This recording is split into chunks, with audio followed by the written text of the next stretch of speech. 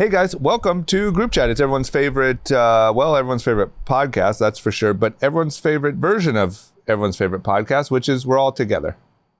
In studio, and I gotta say, probably the hardest we've laughed recording Group Chat, maybe in history. Ever. Like, I almost choked. Yeah, and it's still really hot in here.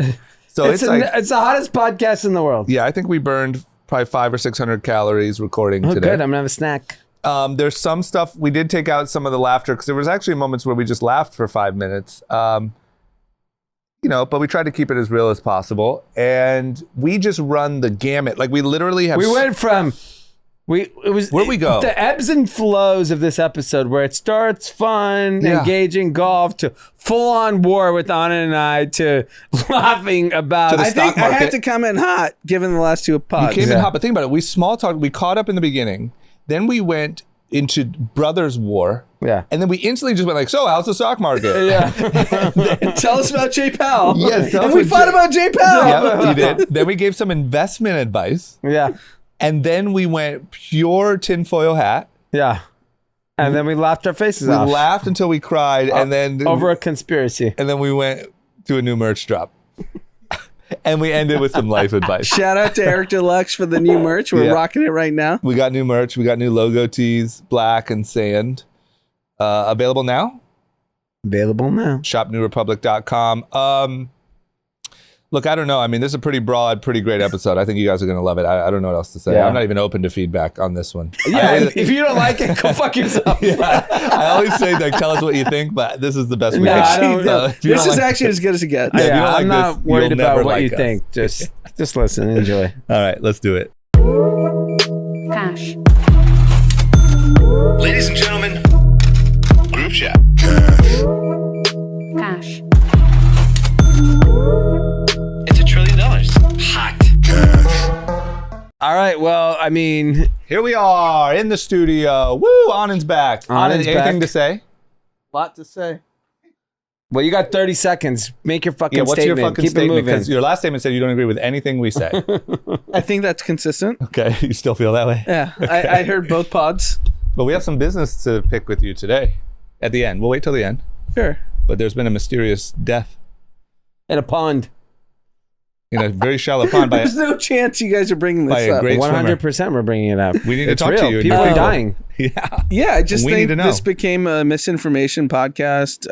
Probably the ratings are up. Right-wing clickbait. Our TikTok's hot. Like if I were to search Clay Travis and like that guy something rug, it's basically what the Group Chat was the last two episodes. It's probably why the ratings are up. Sounds like facts. You're saying they're usually factual? No, I'm saying they're usually just I don't listen to Clay Travis, but is he like factual? dog whistles. Big dog whistle episodes. I mean, obviously, like, we're just entertainment. It's not boring. You're supposed to make people. I want just want people's answers. skin to fucking curl when they listen to this. I just want to know the truth. That's all. Yeah. And I'm I speaking will say, for I the want to people. talk about Barbie. What do you want to talk about? What are you talking about? That's a pretty right wing, pretty not woke franchise. $700 million in 2 weeks. The marketing and production was $295 million. So they've already over 2x'd. That's good. Their cost. It was well But marketed. I think movie. we disagree on I think Barbie. And I saw it marketing. twice just to piss you guys off. I don't care. You know what the best thing is my son walked by. I asked him, "Do you want to see Barbie?" He goes, "Gross." Wow. I was like, "Yeah." Okay. Why is that good for you? I don't want to see Barbie. Barbie's a great movie. I don't want to see it. I don't go see any movies, so I don't want to see Barbie. Yeah. I'm not. He's I'll not going to see it. I'll see it when a lot it's of people out. are not going to see it. I mean, $700 million means a lot of people saw it. It's But here's cost what I don't $70 to go see a movie. That's like 1 million people saw it. No one saw it. But here's what I don't understand is from my perspective, like the marketing of Barbie was brilliant. essentially like everything, like not Bud Light. It was too straight, beautiful. They marketed it smartly. They did not market it what the movie was actually about. Yeah, so you're saying the movie was actually really woke. The movie was as inclusive as it gets and was, like I said in my statement, Yeah. pro women's rights, Yeah. pro trans. Yeah. The Barbie and actually Barbie Land was black. Things that the Bud Light and anti-Bud Light crowd. Luckily, they didn't market it that way. What are you talking about? All the interviews. If you look at all the interviews, it's Issa Rae. No, but interviews. No one watches those interviews. Look at the every billboards. Clip. Was there a trans Barbie? What do you mean? Was there a trans Barbie? Yeah. In the billboards, there was only two people in the billboards. I think we both won. Two people. Yeah. I think we both won. No, but I'll tell you why I like the movie, and it actually like hit me in a different way, because we obviously all have wives, girlfriends, and women in our life, right? Yep. Now I have a young daughter. Yep. And she's a total alpha. Yep. Or like she's 20 months old. She's like literally like just the like boss, like, waving her finger. She knows what she wants. She's like very aggressive. Yep. And in Barbie, what they kind of emphasize is basically like, it's okay if you're a woman and you're like, know what you want and you like do your things. Yeah. And like, cause in 15 years, if she still has this personality, is she going to be called a bitch? Or is she going to be called like, oh, she actually knows what she wants? I don't think by that time. No. I think we're probably like, that probably happens a little now, but we're pretty much over that. No, but I'm saying I like see it. Like I see her in our classes like that we go to, where she's like the one that knows what she wants, what to do. And like, yeah, it's fine when you're fucking 20 months. But like, if you do that when you're 18. Yeah. And I thought Barbie did a good job of like, hey, it's okay if you actually are like, a person that knows what you want if you're a woman. Well, because I don't think that's accepted. In our adulthood, it was not accepted. I don't think it was accepted until about 5 years ago. Yeah. I think that now... Yeah, I don't think... I mean, it's pretty like... I'm around powerful women all day. Yeah. I think if like, you hate on that now, you're pretty fucked. Yeah. I don't feel like when I'm in corporate America now, like across the table is many women. Yeah. It's pretty... But you've been in situations where women have had, very powerful women have had situations where they were like, what the fuck why am I getting talked to like this? I mean, I felt like that many times. Here's the thing is that like, I actually think everyone is talked down to until you're not. I don't think I've seen drama been talked down to. 100%. He's a fucking white male. Okay, and he should have I thought you were going to say like, oh, when he was on TV or something, you're like, oh, he's a white guy. No, but I get talked down to too all the time, of course. No, that's not my point. But I think like I know, everyone but I think it's misunderstood that like there's only few people that get talked down to, which I don't think that's fair. Like I don't think there's few people, but I do think there was a stigma. There was a stigma 100% where women couldn't be like bosses. Yeah. I don't think anymore though. I hope not. Yeah, and definitely not by the time Viv is 18. Yeah. And this is the thing I want to clarify, because it also could really sound like Dee and I are saying like, yay, white people, Barbie. That's not what we're saying. What we're saying is a great movie, great marketing, not, look, you should see this because of how diverse we are. Not that being the marketing. No, that's why I think we both won here with Barbie. Great marketing. The sell wasn't go see the movie because we're diverse. But then they were diverse. Yeah. Everyone wins. Yeah, exactly. Look at us. I think that's good marketing. That's all it was. Yeah. It's brilliant marketing. And great content. The movie was incredible. That's the thing. And that's what we were saying, I think one of the episodes when you were gone, that by your statement you disagree with. So you have no choice. Is great product. Great product, great content always rises to the top. Yeah. No matter what it is, it doesn't matter if it's music, if it's film, it's television. The best always goes to the top. If you made exceptional content, you will win, always. Yeah. And you should be diverse, but that shouldn't be your marketing. No. And obviously Barbie, because it's so white, has no chance at an Oscar, and neither does Oppenheimer. No, Barbie's going to absolutely get an Oscar. What are you talking about? 30% diversity? I would think so, actually. No chance on Oppenheimer, though. Yeah, zero fucking chance. No chance. Cancel that movie. No chance. Did you hear our joke about you just need a crowd of mixed race people to run through the back? Barbie has a lot of diversity. 30%? I would say so. Yeah, I wonder about the crew. Actually, absolutely. What is diverse to you? Black, Mexican, trans. Has to be crew too, right? Yeah. I mean, I don't know what the crew is. I wasn't behind the scenes. Yeah. That crew has to be diverse too. Marketing definitely wasn't. Definitely not. Go by the marketing 100%. So Dee and I have an argument. Yeah. Yeah. Or a bet, sorry. So Dubai and the Burj Khalifa, which is like the tallest building in the world, they have a Barbie 3D situation that's marking the movie, and I think it's coming out end of August in Dubai. And he thinks it's going to be edited. It's coming out August 31st. Because actually in Dubai, in the United Arab Emirates, it is illegal to be gay. Is there like an openly gay Barbie? There's an openly trans Barbie. That says I am trans. They don't know what that is over there. So they may because what I'm saying is I would have to see the movie to be like, oh yeah, that's not making it. You know, there's a trans Barbie, but like it's unequivocally a trans Barbie. I know, but is it said that it's trans, or no? They don't say it, but like, I mean, anyone. I mean, the Sheikh has to watch it and be like, that's not happening. Yeah. So we have a debate. You said no edit. I said no. They won't edit it because, dude, they've already made $700 million.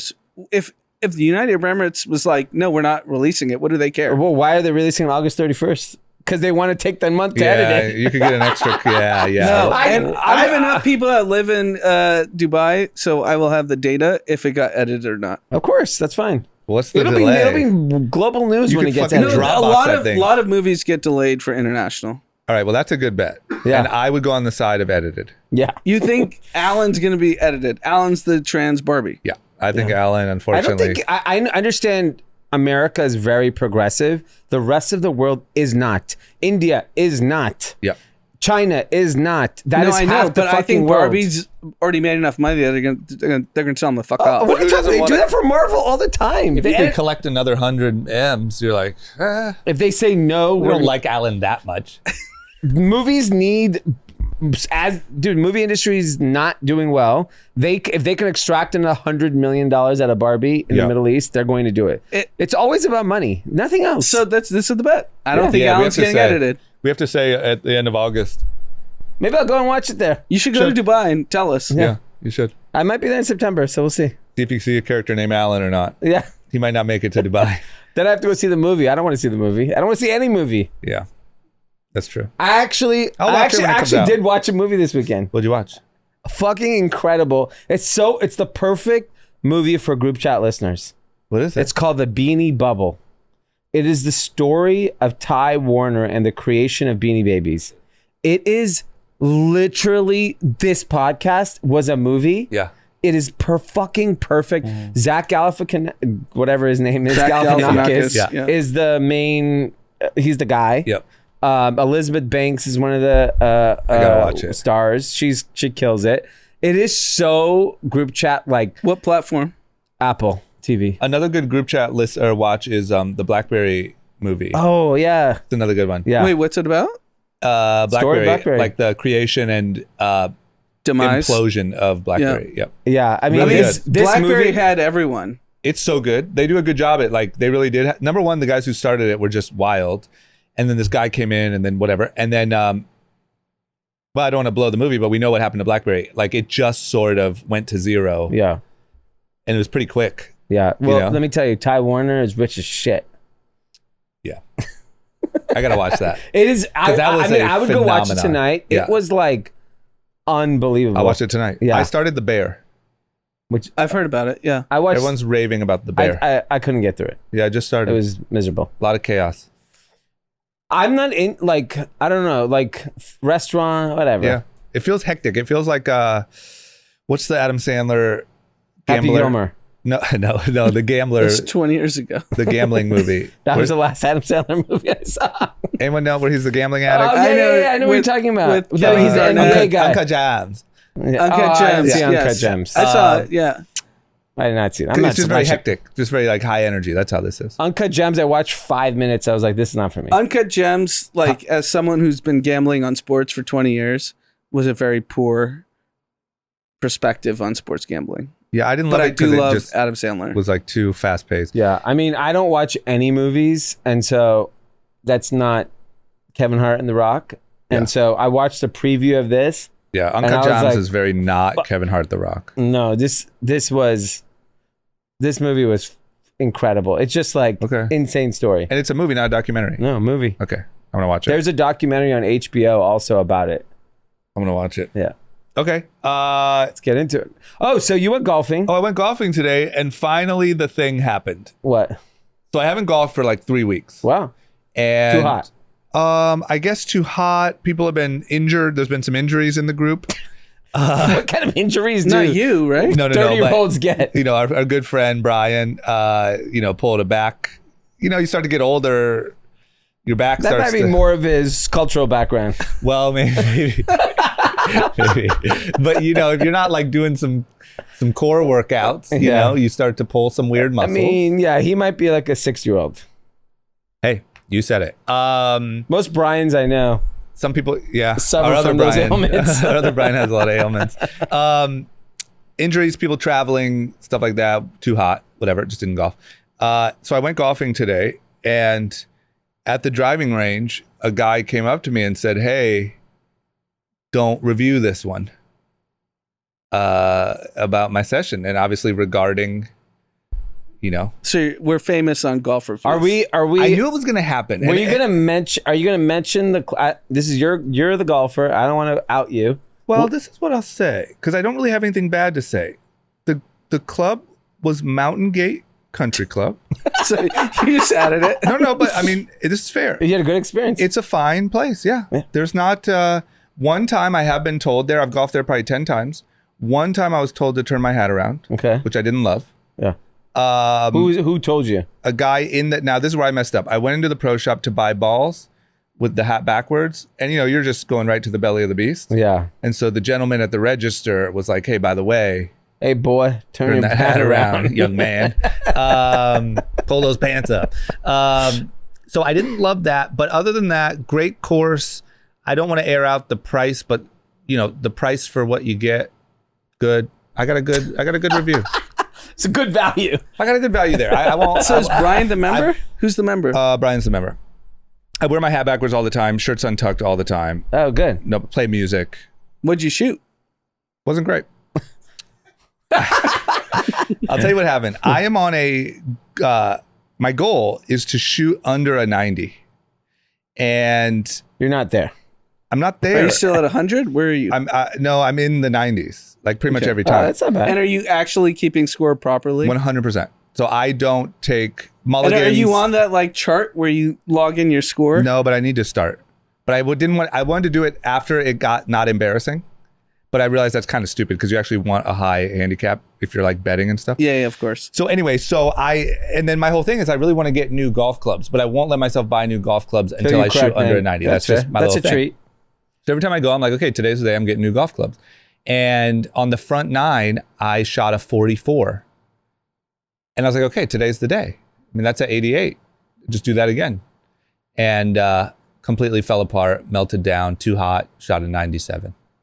Yeah, that's pretty bad. So, rough day. I have a pet peeve with golfers that I meet. Mm-hmm. Everyone says they're a scratch golfer. Well, I don't know who you're hanging out with, but none of my friends say that. I think a lot of people are really good golfers. They wouldn't. And then you go on that like chart thing and you see they're like a +7. Well, that's the thing. You just check that. No one can lie. But you then hang out with good golfers. like you said, use that chart thing to basically win in gambling. But you have a friend, you know a person that cheats on his handicap and purposely inflates it so that if you bet him, his handicap is higher than what he actually is. Wait, I know a person? Yeah. Who is it? No, it's Eric Weiss's cousin, Jason Weiss. There you go. He's a cheater. He's a cheater. Yeah. So you can win on gambling. Yes. So he's like, oh, I'm playing so the he shoots like a 74 and like takes a 78. Yeah. Even though you would never do that. Everyone cheats the other way. I know other serious golfers that actually hate his guts. Somebody was complaining about him when we were golfing and he wasn't there. Yeah. Wow. It's separate from the guy. He's really broken through on the golfing. Yeah. Because they know he cheats and he doesn't cheat the normal way. Like the average way you would think to cheat is to lie about your strokes and take you lower. But he goes higher because even when I went with those guys to Bel Air, we did like a little friendly bet and they were like, oh, what's your handicap? I don't have one. So we made it up. But if I lied and it was way higher, you could have I won win money. the bet and there's nothing you can do. I like that. Okay. I say, oh, wow, I had a great day. This is the game of my life. Amazing. You know, so anyway, but yeah, things are getting, the word has got out. And today it went, well. I was still welcomed. Okay, good. But nobody told me to turn my hat around today, so. It's a win. Maybe they Probably know. too hot. Too hot, nobody cares. By the way, here's a fun fact. I was reading an article today about what foods are good to eat when it's really hot. Oh, bananas. Shocked. No. What do you got? Spicy food. Really? Because you sweat and it opens up your pores and you cool down faster. Oh, interesting. Yeah. I wouldn't have thought that. So That's really interesting. I have this coconut siracha. I like drenched it in my And you've quinoa kind today. of turned off spice. Do you think that's why foods for you. Mexican culture uses a lot of spicy? So if you think about it so Haley was actually talking to me about this. I was telling her this. She goes, well, that makes sense. Think about all the cultures sitting on the equator. They all eat like spicy food. Yeah. Like Thai, Mexican, Indian. Oh, yeah. Literally 3 of the spiciest cultures live across the equator. That's crazy. Okay. We learned something today. Yeah. I like it. All right. You guys want to talk about some news? Yeah. Okay, pop culture news. Travis Scott finally dropped his album. It's a long time coming. I think obviously his career got sort of stalled with the whole Astro World tragedy. And so I think, props to him. I do think he sat out like the proper, amount of time. Yeah, I think he paid his punishment. Yep. And then he's back, and everyone the hype for this album is unlike anything I've seen in a long time. To me, it's Barbie-esque marketing. Yeah, it was. It is it was the Barbie equivalent. Yeah. In music, no one's done marketing that way. What do we got? I mean, do we have projections? How are we looking? Did you listen? Let's get there first. Okay, so admittedly, and I talked about this today, and this is how I know I'm getting old, is I kind of skimmed. Yeah. Travis Scott, normally you would be. 8 years ago, I would have been ready on release night, and that would have been the anthem all weekend. Yeah. It seemed good. I just, like I said, I think I'm kind of out of the core demo now. So I'm still in the demo. Okay. Very much. Yeah. Thursday, I finished dinner at 9:15. You had a lot of commentary. I hopped in my car. Unfortunately, only a 7-minute drive. Yep. That's a problem. But I listened to I quickly went on Twitter. I was like, what are the songs? Yeah. And so I listened to the 3 big songs. And then I went home and in bed, I had it next to my thing. You are in the demo. Yeah, I'm in the demo. That's what kids were doing, whose parents were. Yeah, basically I couldn't do that because my wife was sleeping, the kids were sleeping. Yeah. I have to say, disappointed. Really? I think considering who is on the album, the features. Everyone, right? Everyone you've ever heard of is listed in the album. Yep. And I think when it's all said and done, I know it got 128 million streams the first day. The second day, I think, got 78 million. I'm telling you, by the end of the week, with the exception of the Drake song, no one's gonna be talking about this album. You think it's Threads? It's not Threads. Threads was 100 million day 1, 20 million day 2, 0 day 3. Yeah. It's not 0 day 3 because I think there's 2-3 records on there that are really good that will kind of be popular. What's your critique? I think if you have that much time, and you have this level of talent, I'll give you an example. When the day the Weeknd Travis Bad Bunny song came on, I was like, this is hot garbage. I know it's not good. Yeah. And it did it. It by day 3, Morgan Wallen was bigger than his last night was still bigger than that song. Your critique is that he just didn't deliver a good product. To me, I think he's going to sell. So he'll sell out tours. He'll do all that. So according to streams and projections, he'll do 250,000 records sold. And because he does these bundles, which apparently is a rule that got banned and now it's back. It's a hack. Yep. Now it's back. And obviously Travis merch. I was at one of our printers. Yeah. I saw how much merch they were making. It was does he have a bananas. Cause or a Nego or a Cause collab or something?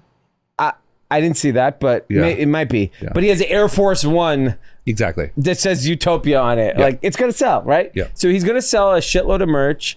He's going to sell a lot of shoes. The Travis Jordans will do great. And culturally, I think he's bigger than ever. Yeah. I just think musically, You had like the Daft Punk song. Everyone's like, "Oh, that shit's crazy." That shit was noise. Yeah. Like, I don't want to listen to noise. See, I didn't hear that one. How about Drake taking a shot at Pharrell? That was great. Do we want to talk about that? I love it. I mean, that was honestly the highlight of the album. The Drake saved the album. Yeah, I see. I just want to be fair with I didn't listen. So to me, you know what I finished? I actually ended up listening to the entire album on a run the next morning. And I was like, after I heard the Drake song like properly, I was like, you know what? Drake is like big tech. Okay. Too big to fail.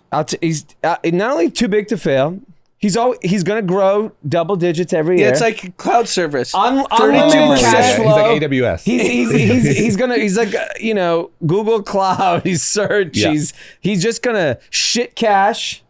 You know what you're gonna get. Do you think that we see a day where Drake signs $1 billion deal? I think he's already probably on that pathway. Yeah. And do you know what I respect about Drake the most? Because I was actually thinking about this after he shitted on Pharrell. Yeah. And this is a fashion show where the most famous people in the world went. Yep. And when you see Drake in content, he's never around those people. Yeah. He's around Chubbs. Yeah. He's around Future the Prince. Yep. And he's around his security. And now he's around a lot of hot girls. Sure. But he doesn't do the celebrity dance. Yeah. He doesn't do the dance. Yeah. And what's funny is he is like one of the most in the public eye. Like he's courtside. He does that. But he loves sports. That's why I actually fuck with him even more. Yeah. Because he brought Lamar Jackson on stage in DC. He went up to Devin Booker in New York. Yeah. Like he cares about athletes. Yeah. He loves Steph Curry. Because you know what Drake? He's a regular dude. He's just like, he's a fan. No, but my point is he's just like, these are my interests. I'm not faking it. Yeah. Because if you look at fuck it, I'm just going to say it. Like the Michael Rubin party looked like the biggest clown show of all time. Why? Because it's just famous people pretending to be there to pretend to be around other famous people and care. That's everything in Hollywood, though. I know, but that was the that's Met Gala, that's the Oscars, the pinnacle of like we know you guys don't like each other, we know you guys aren't friends, but you guys wanted the Instagram shoot. Yeah, everyone wants to be at the thing. That's the and Drake doesn't do that. Yeah, I think I see what you're saying. Drake's like, oh, I like the NFL. Who do I want? I want Lamar Jackson on stage. I think the one thing that Drake really understands is that like he is the action. Yeah. You know, like where he goes or what he does is like he doesn't do interviews. He does whatever he wants. He'll do an interview with fucking Bobby Antoff, but then skip everything that everyone else feels the need to do. He's not on Breakfast Club or like whatever. I think he just knows like whatever he does is going to be what everyone talks about. So he might as well do what he wants. Yeah. Yeah. But he still does a lot. He's the show.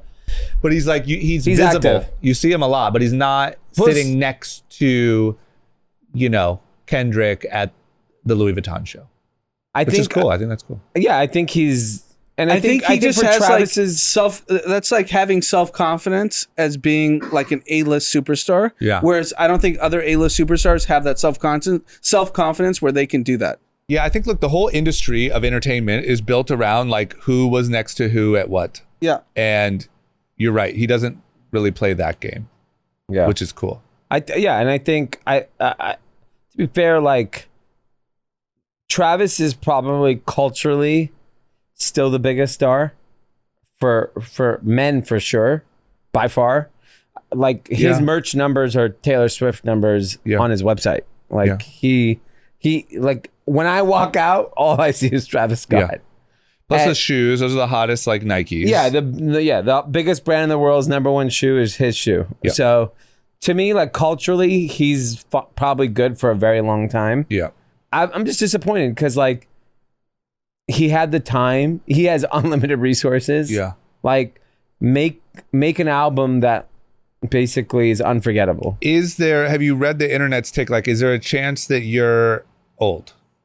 There's definitely a chance I'm old. Javier, like, give us the boys' take. You're 25.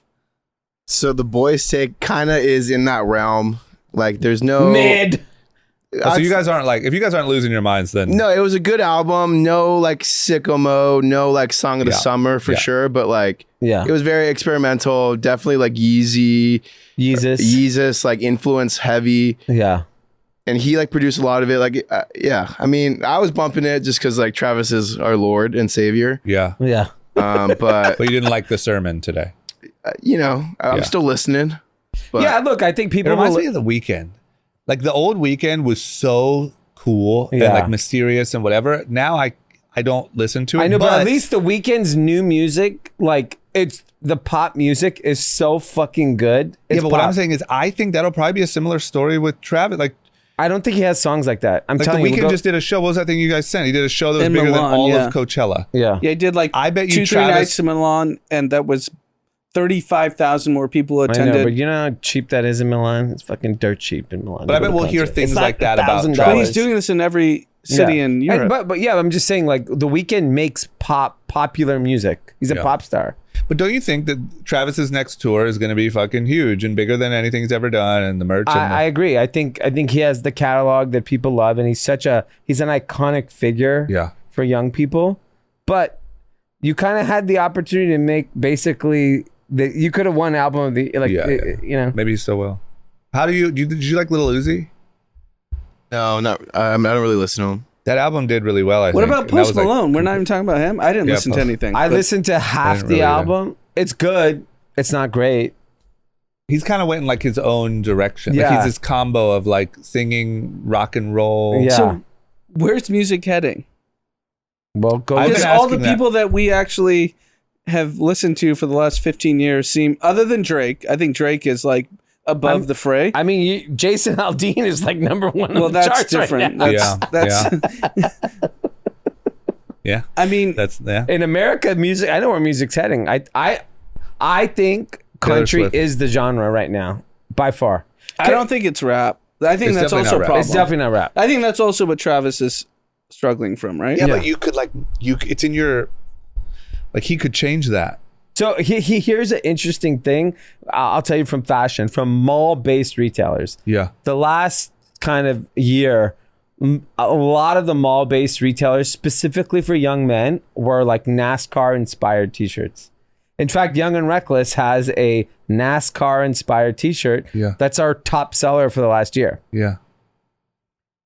You will not. So I have this site where I get to look at data from retailers. The number one selling style on so many sites right now. Yeah. Guess what it is? What genre do you think it falls under? Blow your mind. Motocross. Cool streetwear sites. Motocross. UFC. Oh. I believe that. Yeah. UFC. Which 10 years ago, Young and Reckless would never do anything with UFC. It was not cool. No. I think that's all Joe Rogan, to be honest. Well, no. UFC is just fucking huge. I don't think young people are not listening to Joe Rogan. I think, to be honest, Joe Rogan is a meaningful part of the UFC, like more meaningful than probably any announcer in any other sport. But a PacSun kid is not. But it's not just Joe Rogan. I think he's a good piece of the story, but man, the UFC is fucking huge. It's more like Nelk Boys. That's also a part of it. Yeah, Nelk Boys. Yeah, of course. Those are for young Hobbs people. Wearing a full send shirt right now. Yeah. I mean, UFC is just fucking awesome. It's just like everyone's so into it. So what'd you watch last night? There was 2 big fights. I watched both. I had 2 TVs on. Wow. Yeah. $59 for each, huh? Expensive. One was like $85. What was that? I think the boxing match. It's ridiculous. I spent $200 last night, but it was great. Without even eating. I didn't even go. Yeah, nothing. But it was great. It was a UFC fight. Was incredible. Who was the UFC fight? The big one was Dustin Poirier, Justin Gaethje. Was that the kick, or what was that? Yeah, I saw the kick. And the last kick, which was Kamaru Usman getting kicked in the head, was in Salt Lake City also. So the 2 back-to-back events, same head kick, ended the thing for a belt. And were they going on at the same time? Because Crawford was on around 9 p.m., right? Yeah, Crawford was essentially on like during the transition. Did Eminem come out with that guy? Eminem came out with Crawford. That's hot. Yeah. And then he beat the shit out of the other guy. No, it was in Vegas. Oh, okay. And Crawford's from Nebraska. Omaha. Yeah. But he beat the shit out of Errol Spence. And it was supposed to be like very evenly matched. And it did not look like it. It was crazy. And then but it's interesting. It's like, and they're all at the same time. You know, talking about youth culture, like the fact that UFC inspired T-shirts. Yeah. is the trend for so many kids. Plus, I also think like this has always felt this way in streetwear. Like, yes, there's like the streetwear really had a moment though. I'm wrong. There was a moment where just it felt like everyone on earth was wearing Ben Trill and Diamond. But like, I feel like as big as like hip hop and streetwear and that stuff is, like things like UFC and NASCAR, like when you talk about mall retailers, not like coastal or direct to consumer. Yeah. Those have always been beasts. But I think now it's like if you went on PacSun's website and saw the UFC stuff, it's really well executed. So you're telling me right now at PacSun, they're carrying UFC and it's doing really well. My gut tells me, and I have no sense, they don't share the data with me. There's a Conor McGregor t-shirt, and what's the guy? John Jones? John Bones Jones. Bones Jones. Yeah. I saw those two t-shirts, and I bet you those are the two. Isn't that no different than when we started Young and Reckless and Rob was the DC? But remember, it was DC and Fox, and the biggest shirt was the Ken Block Racing DC shirt. That's no different. It's the same crowd. Yeah. They just have graduated to UFC. Yeah.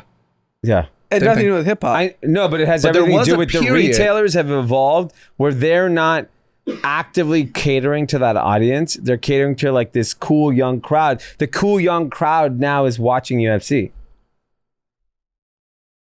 Yeah, I think it's the same crowd. Just fast forward 10 years, that same crowd would have been in Ken Block, Rob Dyrdek. Now they're because it's UFC. Literally like the Ken Block, Rob Dyrdek is the same as Nelk Boys UFC. Yeah, that's the modern day version of that same audience. Yeah, but I think there was a period there where it was like Diamond, Ben Trill. Like there was definitely a period where none of that kind of mainstream action sports shit.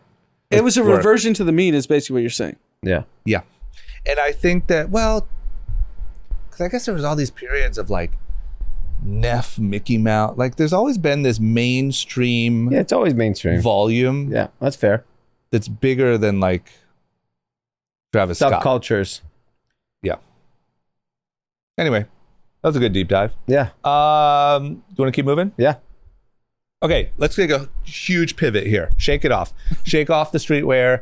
We're into big business. Shake it off. Shake it Taylor off. Swift. Shake it off. She's coming to town. Oh, yeah, that's about to happen. Thursday, 6 nights. I'm skipping that.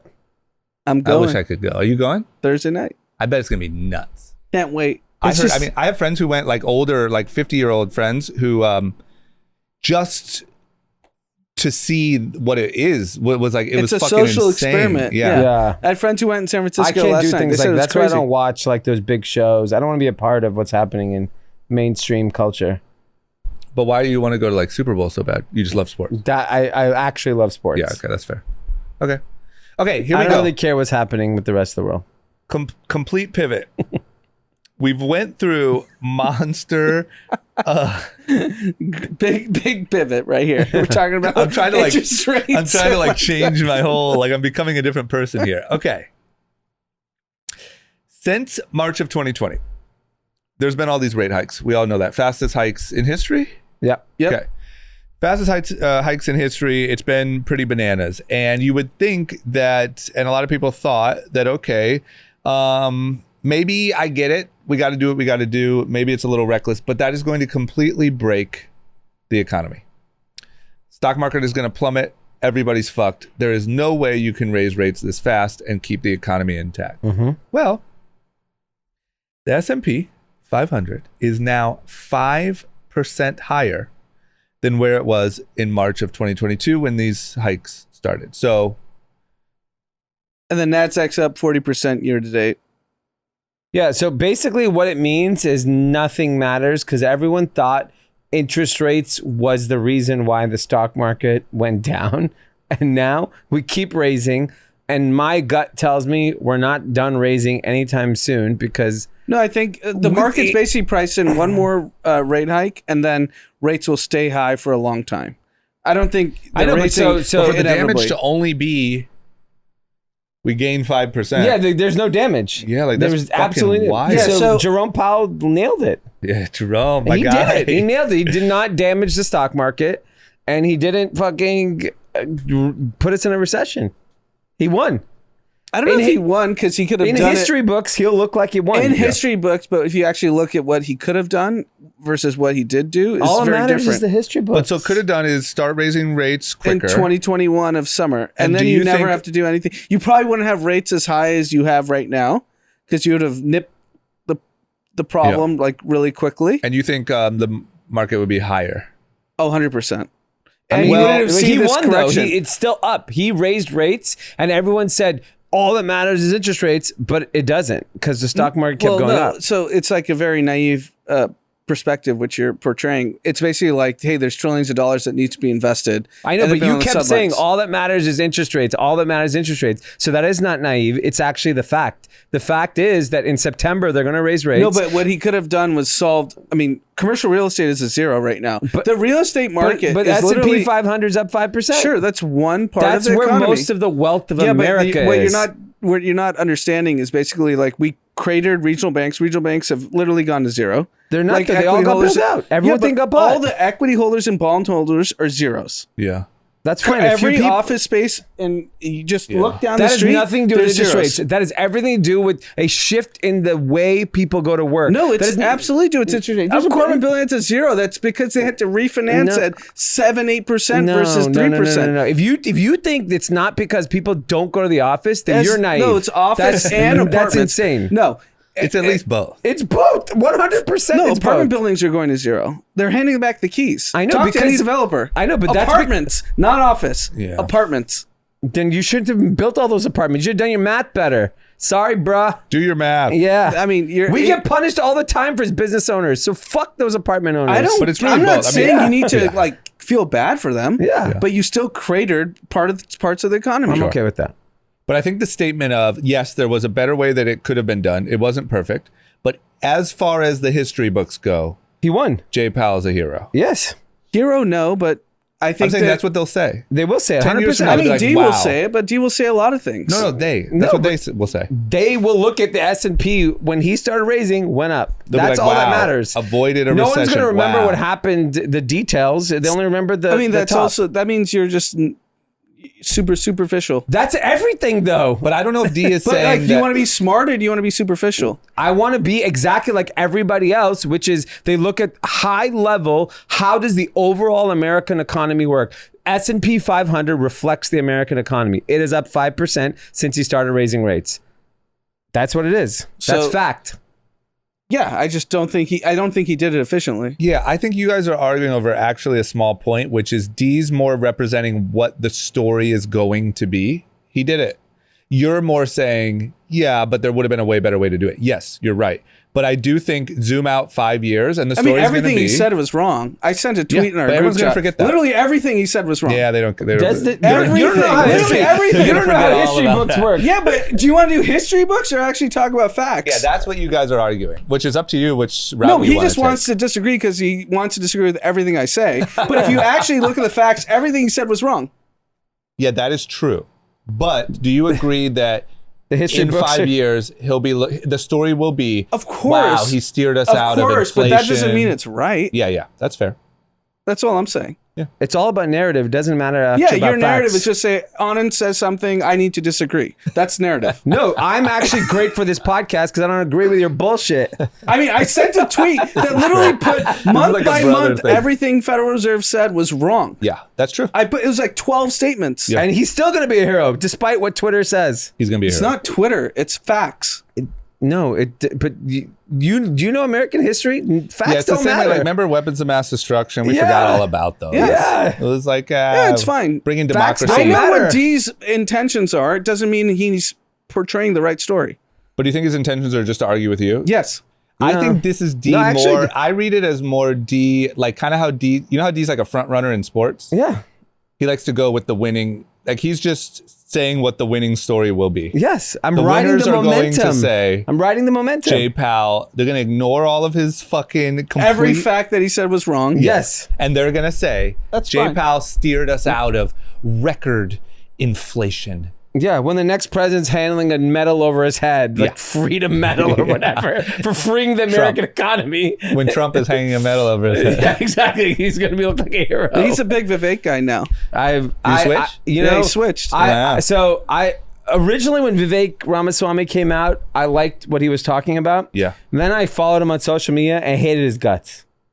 Because I was like, why is he catering to the lowest common denominator? And I get it. Is he doing like clickbaity, like get you riled up shit? Yeah, it's just very like, just nonsense. Got it. So I fucking unfollowed him, muted him. I was like, I don't want to see this guy. Yep.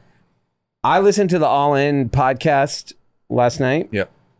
And I was like, this is the smartest presidential candidate in my lifetime I've ever listened to. Smartest by far.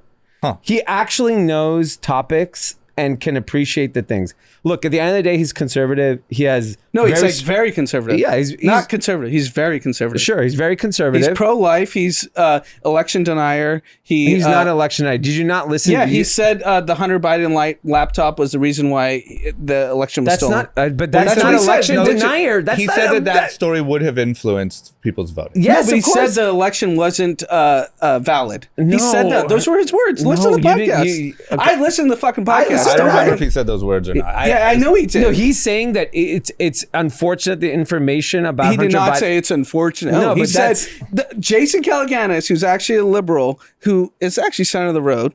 He listens to the pod. He actually said, "Are you an election denier or not? Where are you?" I think Jason's a little left. Okay, he's definitely left. Very little. No, at this point, he was kind of like, "Is Trump a bad guy? Yes or no?" Yeah. Tell us the truth. Should Trump be arrested? If you are a conservative with very conservative values, he's a good option for you. I don't actually give a shit if he's election denier because I don't personally care about that. Yeah. I just saw a candidate that was actually intellectually responding to questions that are way more difficult to answer than any dumbass debate that will happen. Yeah. On NBC News. So do you want to vote November. for him? No, I mean I don't know yet. I have to. I'm not making. He's pro-life and he's. But I mean, pro-life is not. Unfortunately, you can shit on me all you want. That will not be my he's only pro-life decision. by state, though, right? What's that? He's pro-life by state, not federally, right? Yeah, of course. California is never going to change. Okay, I know, but zero you could chance. see. I mean, they just overturned Roe v. Wade. Like you could see a world. They're talking about gay marriage. In the Supreme Court. Yeah. You could see a world where they push for a federally illegal abortion. I agree. So like everyone has to make their decision. Yeah. I'm actually being honest and telling you, I have to take everything into consideration. Yeah. One topic. What appealed to you other than he's very smart? I know he's very smart. It's important that if someone's smart and that's not dying is our fucking president. That is very important to me. You have no care about his values. At this point. Okay, between Mitch McConnell, Dianne Feinstein, and Joe Biden and Donald Trump, I do not want to see any of those motherfuckers in politics anymore. That's fine.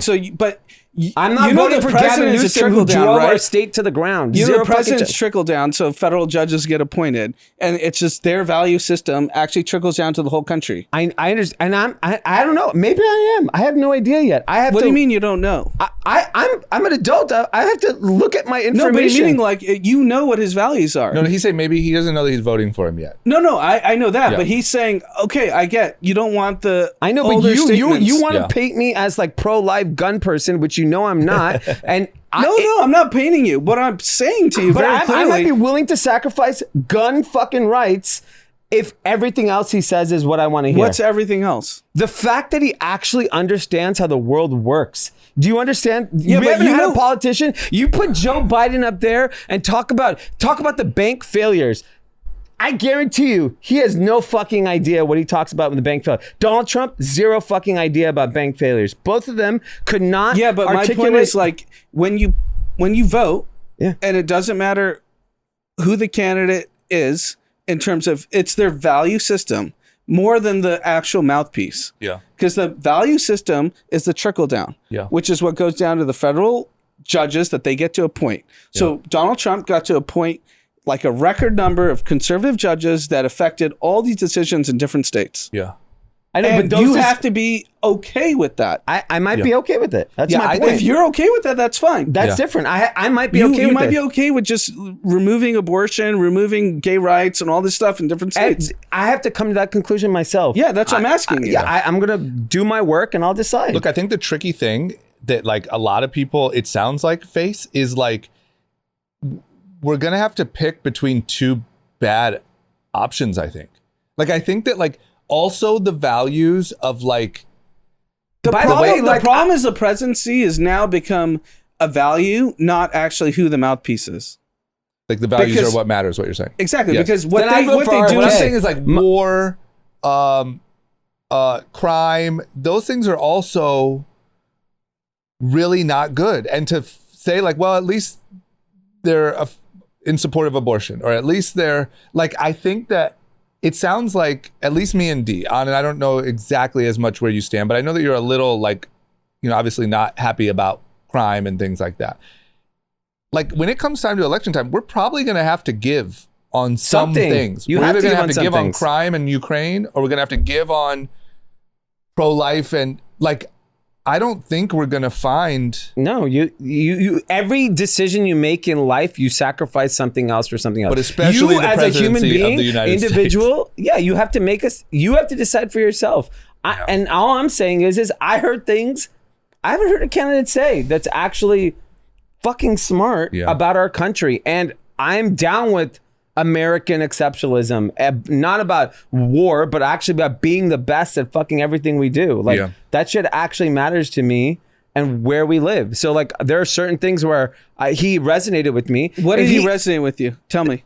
I'm telling you, the idea that he can actually comprehend some of the challenges in this country around the bank failures. No way anybody. He was actually against everything that I know, but his solution. What was his solution? He said if you had just paid everyone off at 94 cents on the dollar, you wouldn't have had any government interventions. Then middle America would not. But they actually were all against his position on the bank failure. I don't care what everyone else thinks. I'm not a group thinker. I don't give a fuck what David Sachs and fucking Chamath think. It does not impact me. I'm an adult. I make my own decisions.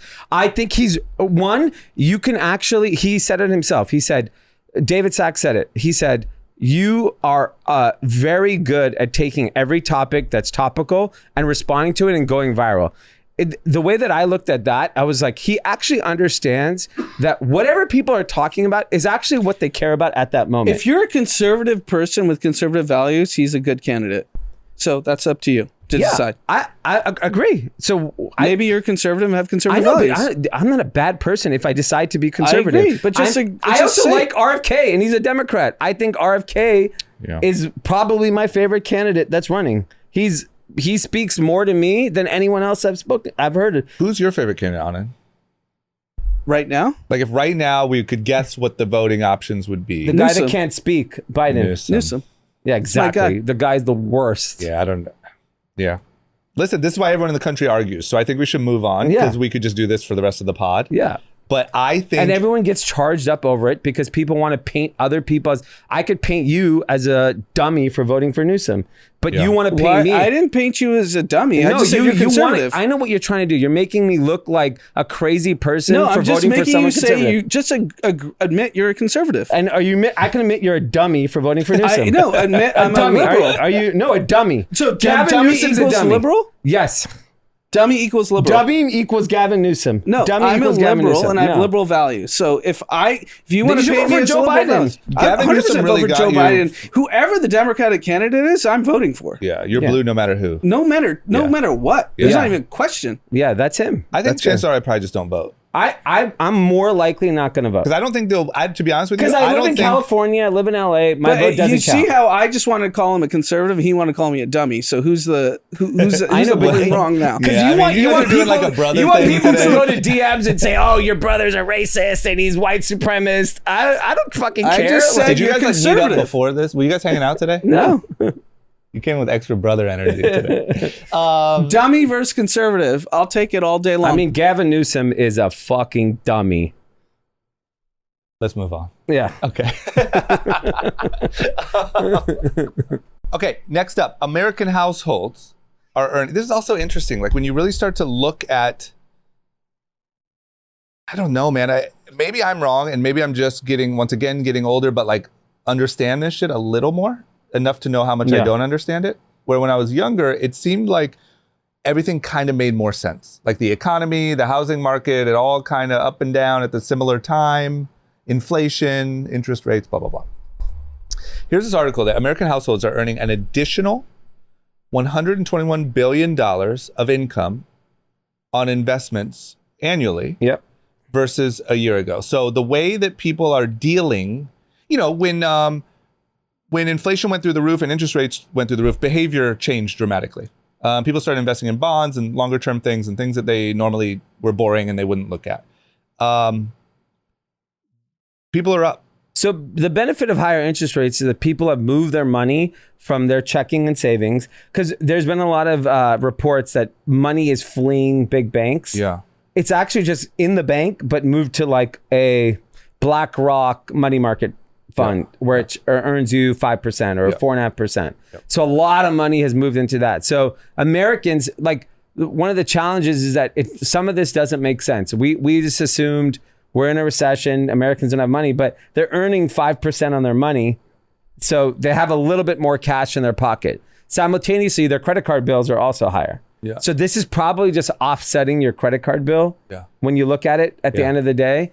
But I think that, that's the one benefit. If you actually don't have a credit card bill and you have a lot of cash, you're earning a shitload of interest. And maybe stupid question, but is there any part of the story here that people are more financially responsible or no? No. It has nothing to do with that. I don't think it's anything to do with that. Financially so it's not like more people are investing. No, I just think money. like families that have a lot of cash, which I think in America there are a lot. Mm-hmm.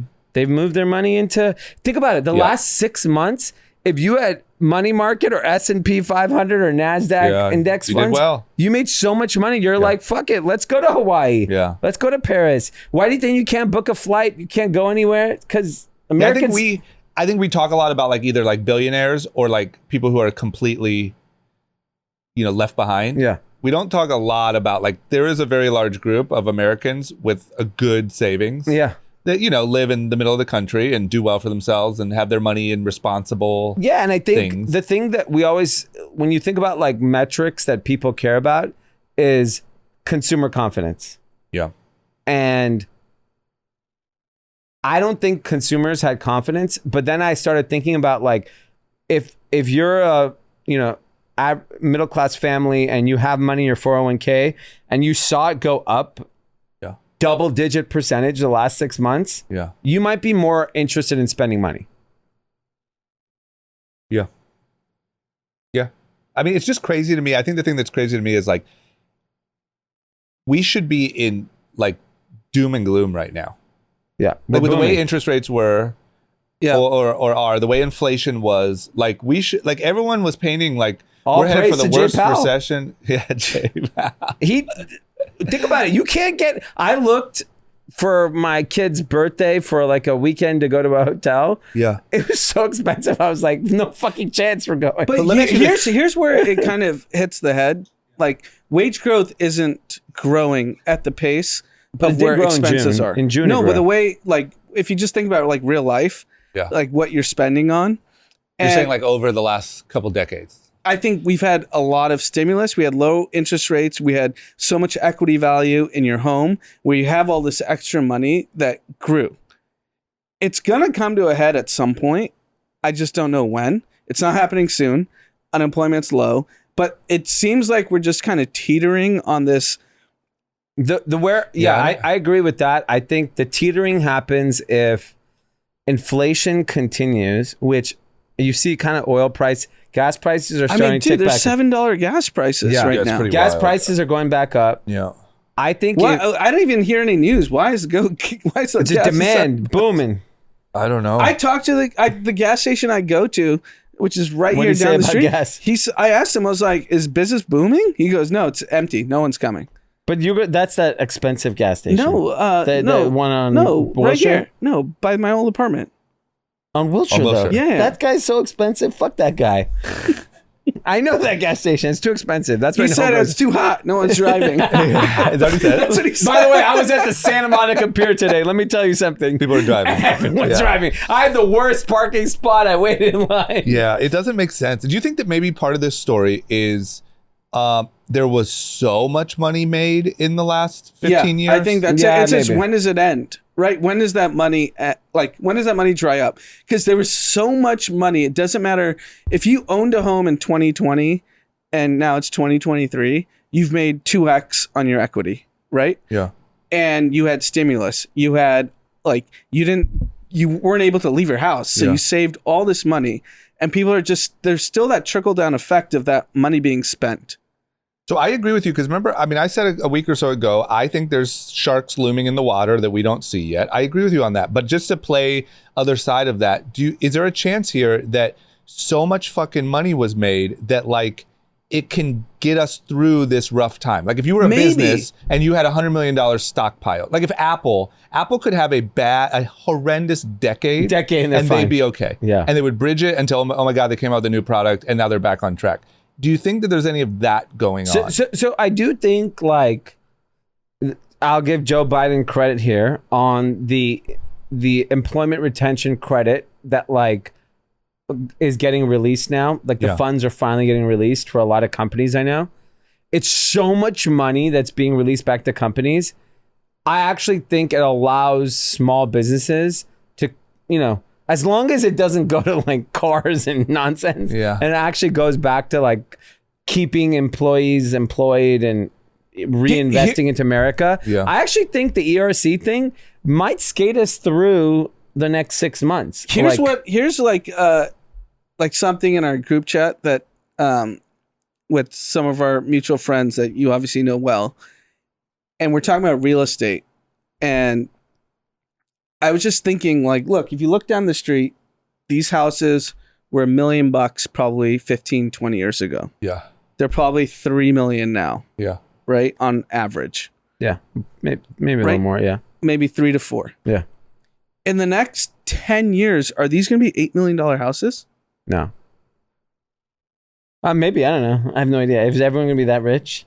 I just don't see it. If you paid $8 million to live down here, you're. But I think you don't see it. But you also wouldn't have seen it in 2009. I remember vividly when I moved into this neighborhood. First time I remember, I actually looked at how much houses cost, and I was like, $900,000 for this house, this fucking piece of shit, and then it ended up being $5 million now.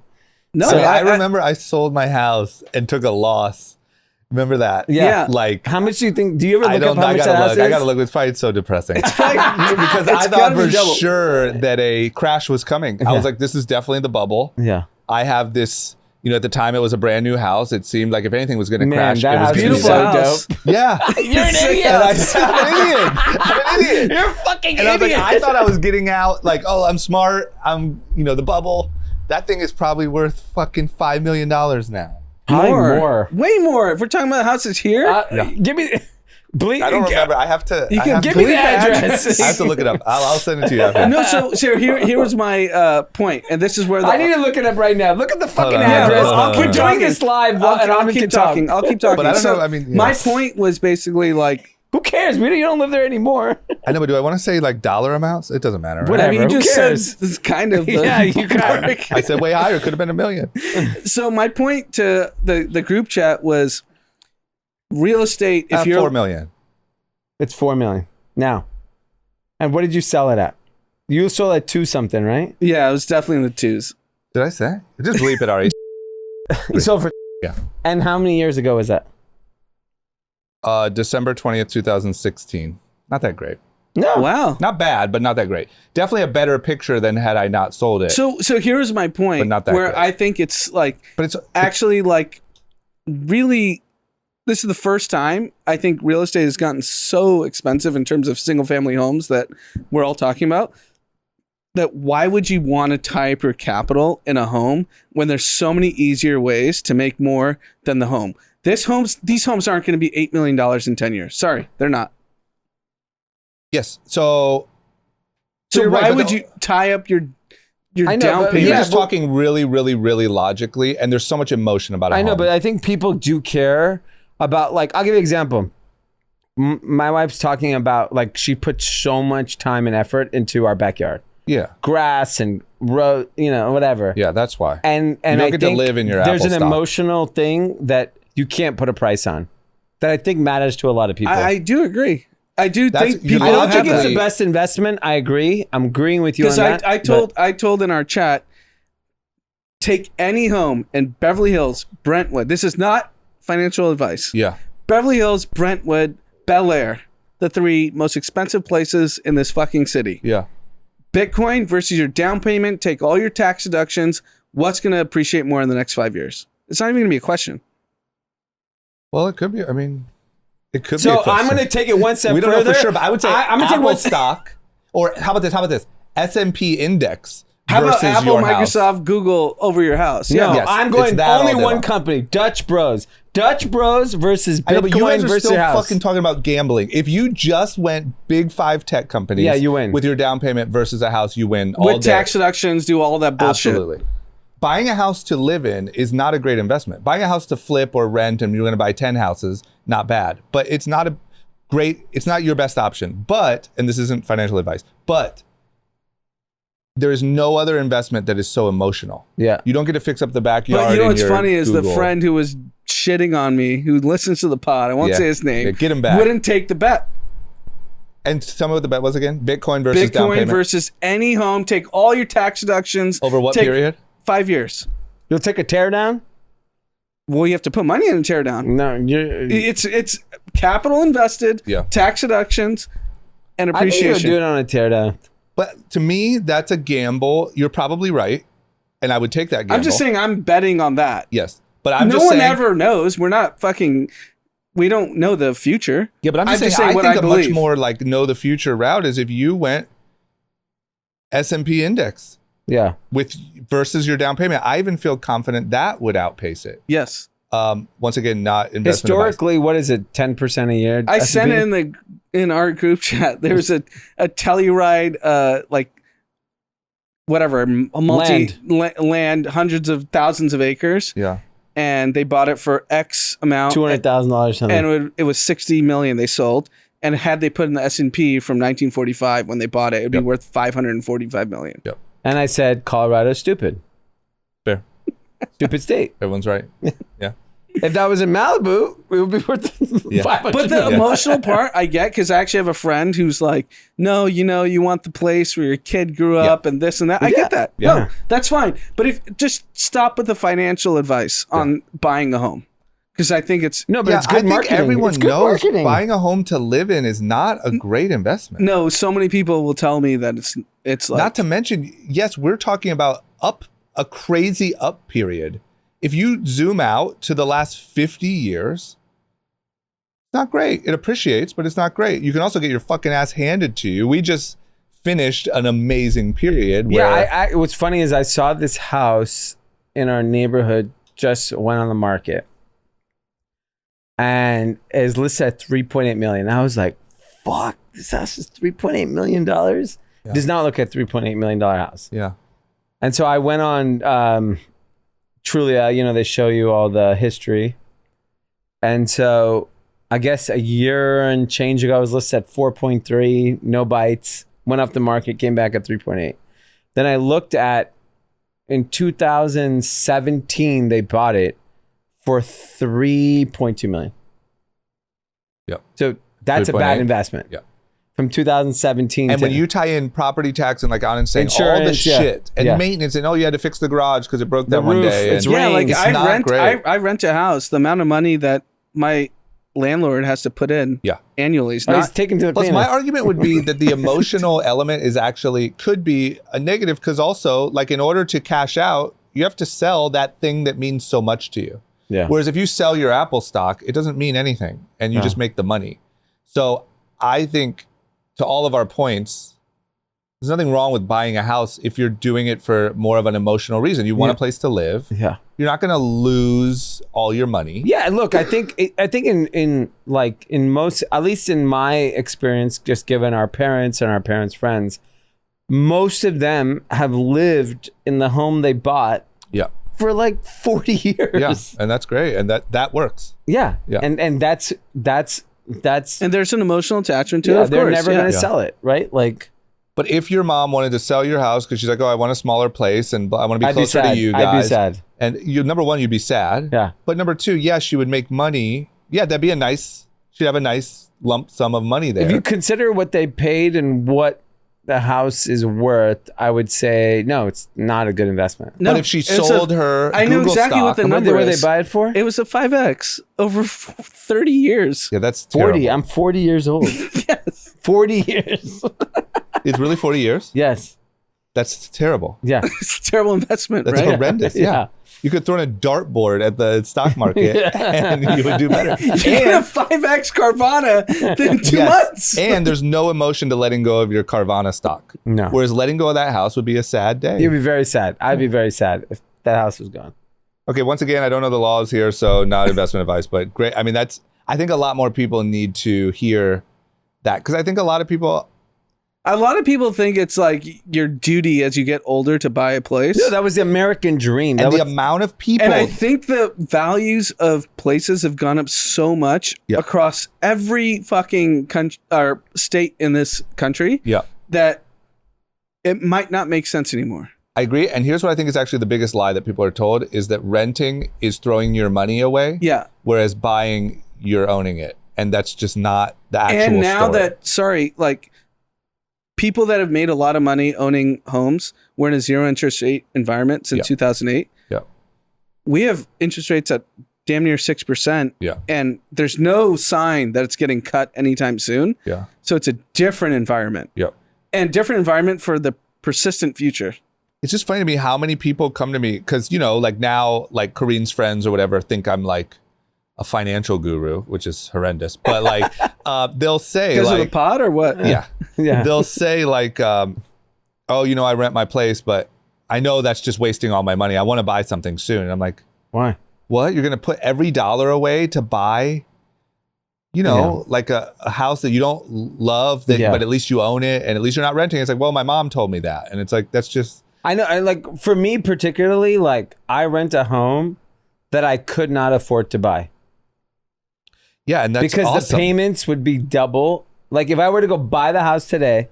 But not only that, how the amount of cash you would have had to part with. Yeah, and you'd be tied up with. And you know how much financial burden you would feel if you had all that cash tied up if you bought the house. And you see the market goes down a little, and you're like, what the fuck? Yeah, and so for me, I'm a big renter. So for me, it's worked out really, really well. Like I got a great house, great deal, and I'm very happy with it. But like, at the same time though, I do want to own a home at some point so that we could do whatever we want to it. But I think it's definitely a goal, but it should be a goal for it should live in a different bucket than great investment. Well, here's the thing is Agree. That's what people need to actually kind of conceptualize, that you buy because you're like, I want this place to be where the memories of my family it's mine, and I'll pass it down to my kids, and I'll... And my view is slightly different, is that if I'm going to commit to something, I really want it to be like the place, I hate to say the word dream home, but like something like that, where I'm like, I'm good here. Yeah. This is the rest of my life. I agree. I would buy a house that felt that way. Yeah, if I felt like this was my dream home and I was stretching for that and that was it, then But the point is, you're not doing it because this is my dream home and this is a great place to tie up a couple million I wouldn't bucks. do it because I would literally think through the lens of like my children, post kids, like all of that. Do I want to be here for the rest of my life? Yeah. No, it's interesting because the owner of the home that I rent, he's become like a good friend, and he talks about the memories of his 3 kids being raised in the home. Yeah. And he wants like a good steward of the home. And he's like, you guys are like a good family. You're exactly like what I have. Yeah. And guess what you don't feel that way about? Your Carvana stock. You're like, I don't give a fuck, and I need a little cash right now. I fuck the shit out of these shorts, and I won. You're out. Yeah, I agree. Okay. Okay, guys.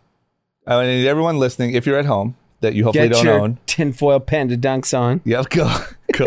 Go to the kitchen.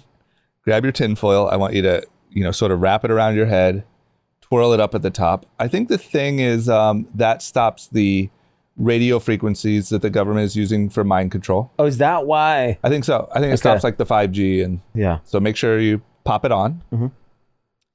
It's time to go to Conspiracy Corner. By the way, do you follow RFK on Twitter? No. Oh God, I know where he's going. This guy is unbelievable on Twitter. What's he got? He posted this long tweet about how the White House denied him to get Secret Service. And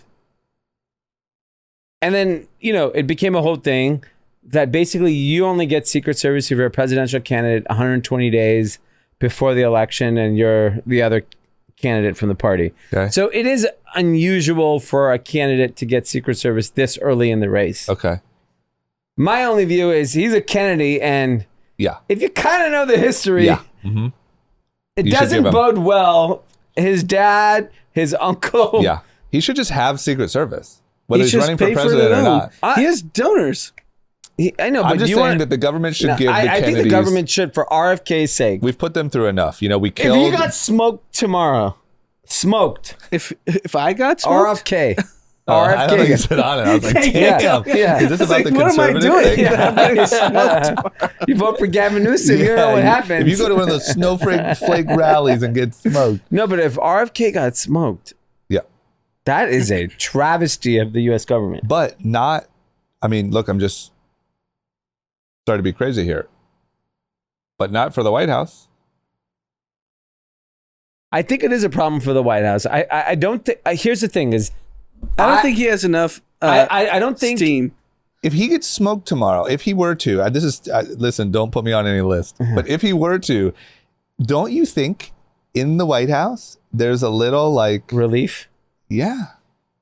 I don't think he's at, like, to Anand's point, I don't think he's at that popularity level. I think it's bad for the country if any political candidate at any level gets attacked. I think it's really bad.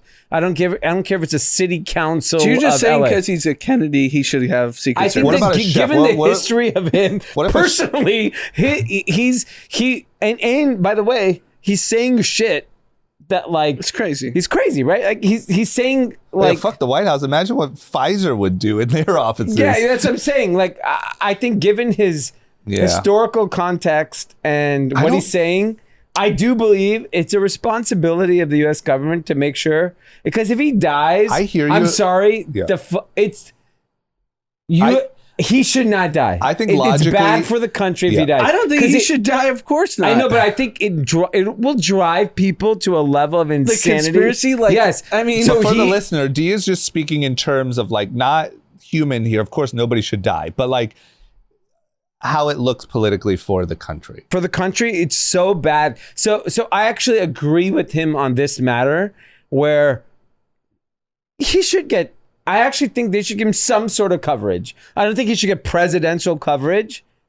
But if Hunter Biden has fucking Secret Service, yeah, this guy can have two guys. He's got his cocaine. He's stuffing it in the lockers. I'm not saying Vivek Ramaswamy should have Secret Service. I'm saying RFK should because of his. But shouldn't RFK just have really great security? Like Joe Rogan has Navy SEALs. Joe Rogan makes $200 million a year. I know, but this guy doesn't have money. There's no way this guy has any money. Really? You're telling me the Kennedys are broke? I think these Kennedys, you think still have money in Hyannis Sport? What is Hyannis Sport? I like to disagree with everything he says, but he's probably right. These Kennedys have no money. You don't think it's like family? Like, I don't think he's worth. They didn't invest. They didn't fucking buy a house. To get security. So, like, Joe Rogan probably spends $5 million a year on security. So if I had to guess, who is? But you could spend. If I had to guess, Joe Rogan spends $5 million a year, and you'll get something. So I when I was listening to the Sam Walton book, yep, there was a stat. How much do you think Drake spends on security? $10 million a year? No, 3. Joe Rogan. Number one, Joe Rogan's security, I think, is way crazier than Drake's. I just think it's not. It's cool for Drake to show it. Joe Rogan doesn't like to show it. I think his security is on like another level. Yeah, I think $3 million for Drake. So okay. 5 for Joe. $500K could keep RFK.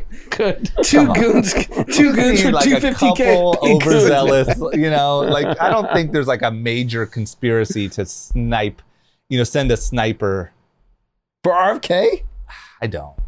Okay, but I think given a like.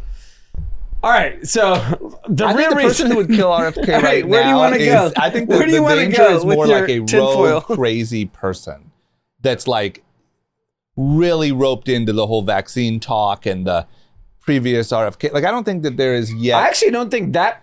I'm not even worried about that. I think. Who would you be worried about if someone was trying to go after? RFK, I think Big Pharma. Think Pfizer just goes after? Yeah, Pfizer is murking people all day. No pun intended. I don't think Pfizer pun intended. I don't think Pfizer sends. That was good. If you know pharmaceutical companies, you'll like that. Yeah. I don't think Pfizer sends snipers. I think Pfizer makes it look like it was a crazy fan. Okay. Like a John Lennon situation. And so I'm saying 2 overzealous fucking bodyguards, $500K a year, they'll jump in front of that thing. I really liked your clip that I wasn't on, the CIA clip. Oh, you did? The Mark Andreessen, how in the 60s and 70s that the music was made to... Yes. If that is true, that is absolutely insane. I was so deep in that book, I'm finished with it now, but I went and drove past the military base. I'm all in. Yeah. But anyway, yes, and that clip did really well on TikTok, which is why Tinfoil Conspiracy Corner is, maybe not here forever, but we're back. We have more. I'm not. My concern is that he has a valid point. I looked at his Twitter feed. That one comment regarding him Secret Service has 30 million views. I agree with you. Look, at what point does the government say, fuck it, why take the risk? If I'm the U.S. government, I don't want people thinking we're conspiring to kill candidates. Give them the fucking coverage. It's not even worth the risk. If by accident some moron even gets into a car accident, why would you want that as the U.S. government? I just think maybe I'm starting to get a little jaded here. I think that the U.S. government is a little more ruthless than we think. Wow. And I think, look, I mean, we've now heard the stories about drone strikes and how many innocent people we killed. And we've done some really wild shit. Yeah.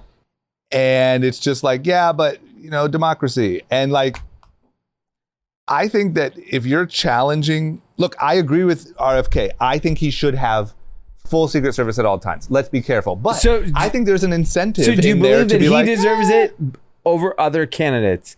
Because my Indian ain't getting no fucking Secret Service. No one's trying to smoke him. No one cares about him. Yeah, no one cares about him. I have two sides here. Does Ron DeSantis? I mean, he probably has. You gotta understand, the White House would rather him not talk about vaccines. So to them, they're like, he's putting himself in danger by stirring up all this stuff. And if some crazy person came, I don't know. I just think they're more ruthless than we think. And I think that protecting a candidate who's against you, who's purposely going out and saying all of these things. By the way, I think they're like, I don't know, we gotta deal with whatever. I got a lot of feedback on the UFOs. Everyone is saying, a lot of people are saying, some people are saying, fine people are saying, fine people are saying that the UFOs is really just a distraction. Yeah, I agree. Well, I don't agree, but I hear the point. Okay, so you agree. What do you agree with? I think it's a valid point. So there was an interesting graph I saw of countries that have spotted UFOs. It's basically like all America, and I forgot what the other country was. Were you the one who posted the map? No, I didn't post it, but I know what you're talking about. Yeah. That map. Yeah. Aliens, it's America and another country. It's like aliens map of the world. And it's just America heavy and some other country. Yeah. Saying that American government is just distracting Americans of UFO sightings, but it's really just CIA planes, spy planes, whatever it is. Drones. And we actually have never, there's no extraterrestrial life. I think it's believable. Yeah. To me, I just think anytime So let me ask you a question. I just don't understand. This is why I don't understand. On the most basic level, don't even go deep tinfoil. Don't do anything. Just watch the movie Vice and tell me that they're not capable. I mean, they did focus groups to sell the message of what are people going to bite on more? Weapons of mass destruction, killing terrorists, blah, blah, blah. Yeah. To sell invading a country for the sake of Halliburton. That's not tinfoil hat stuff. Yeah. So why wouldn't you? I think have a fake little hearing. So Joe Biden's talking about UFOs to cover for his son Hunter. So here's my theory on UFOs. You guys talked about aliens and all this stuff on either last episode.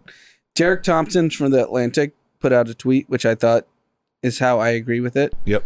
He goes, my feeling about UFOs is I am biased against the idea of a successful decade-long government conspiracy. It implies a super heroic level of government competence. Yeah. The deeper I've dug into any of the one sightings, the more that many non-alien options seem plausible. Yeah. That's where I land. Give me the... What he's saying is basically like, there's no way that if aliens have existed, that the government could keep it hush. Because the government is like literally the most incompetent. We all agree. Yeah. Republican, Democrat, doesn't matter. We all agree the government's incompetent. Yeah. I think they were more competent back in the day. But this is what I don't get. Like, you think that because we just exposed how incompetent because like, they faked the moon landing. You know, they did shit like that. Yeah, like, but that it's just because there was no social media. But now, like, think about it. Anywhere in the country, if you hear like somebody was shot in blah blah blah, or there was a blah blah blah and blah blah blah, it's always on film. Yeah. And it's always on social media right away. And I just don't understand how this isn't on good film, on social media. This happened. Multiple people saw it. Recent aliens. Yeah. Yeah. In the last, I mean, how? And I thought the best explanation of why the dude that went in front of Congress that said, like, yeah, they're non-human or whatever, he's going to sell 1 million books. He's going to be on podcasts. He's going to be on a speaking tour. This guy's going to make like tens of millions of dollars after that congressional hearing. Like, what are the incentives? Obviously, for him to say that. Yeah, I don't know. Yeah. I think there's 1 million angles, but it's definitely. I think if you like that guy's gonna make the biggest bag in the next 2 years. So objectively speaking, you can look at everyone who thinks aliens and all that shit is crazy. I agree with that. And objectively, you could be like, when you go into space and you think about the planets and the universe and the galaxies, how can we be the only people that ever existed? I agree with that. There's no question I agree with that. I just don't believe the dude that went in front of Congress. I don't know. He looks pretty legit. If we can see his but income, just give me the guy who actually saw it, not the guy who saw the guy who saw it. They killed him. Right. If we can look at his income earning for the next 2 years and then revisit what he said. I mean, RFK's uncle, JFK Jr., is the one that had the dudes on the moon. Supposedly. So you're against that too, though. But I want to hear from RFK. Because if you're full of shit. But you're saying they went to the moon and so he should know? Yeah. You were around, bro. You went out to their neighborhood. Yeah. You should have seen them. One small step for mankind, blah, blah, blah. Let's hear it. Let's hear the story. Yeah, I don't know. I think it's so... Thanksgiving, you guys didn't talk about that shit? That was the biggest shit in the world. We're still talking about this one fucking step. Are you talking about did they actually land on the moon, or are you saying are there aliens? Because the Kennedys... All of it. Okay. He's just off the rails right now. I'm just really... Yeah.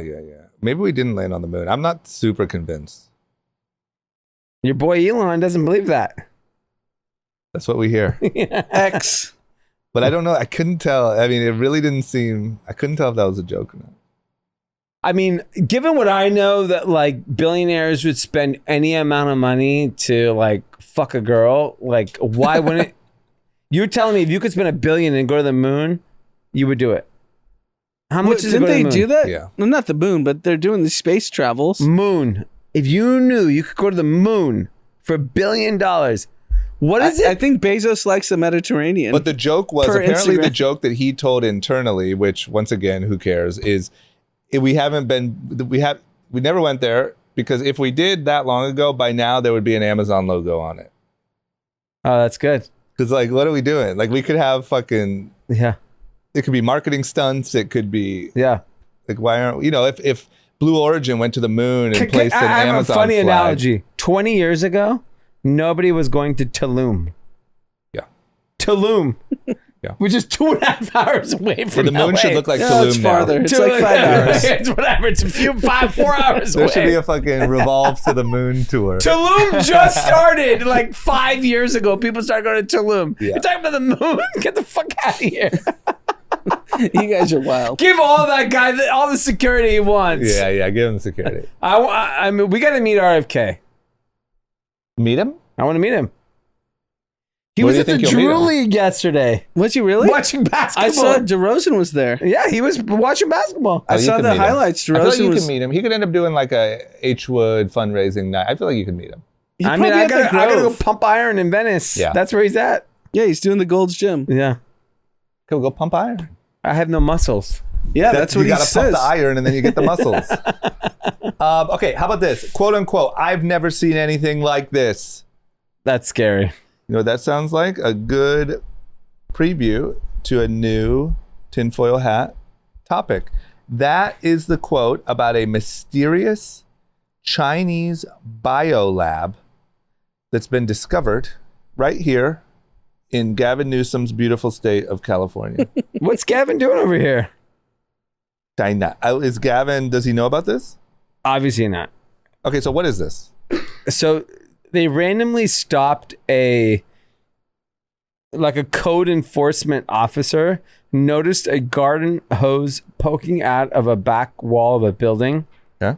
Like Central California. They go in. It's insane. The Reedley city manager said, this is an unusual situation. I've been in government for 25 years. I've never seen anything like this.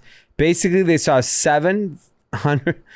They found 900 genetically engineered mice engineered to catch and carry COVID-19 living in inhumane conditions.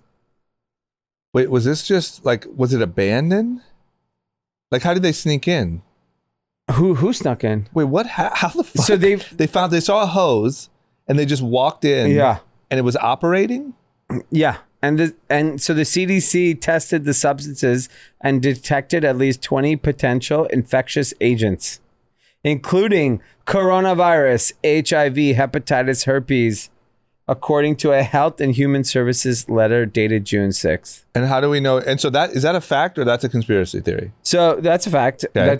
And then city officials spoke with, I cannot pronounce, but it starts with Ji Win Yao. Okay.